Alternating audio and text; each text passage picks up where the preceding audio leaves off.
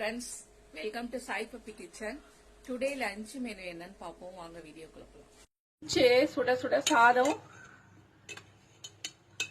சுட சாதம் அப்புறமா குழம்பு வந்து சிகப்பு பொன்னாங்கண்ணி கடைஞ்சிருக்கேன். நல்லா மத்து போட்டு கடைஞ்சி எடுத்து வச்சிருக்கேன். வாசமா பொன்னாங்கண்ணி கீரை கண்ணுக்கு ரொம்ப நல்லது.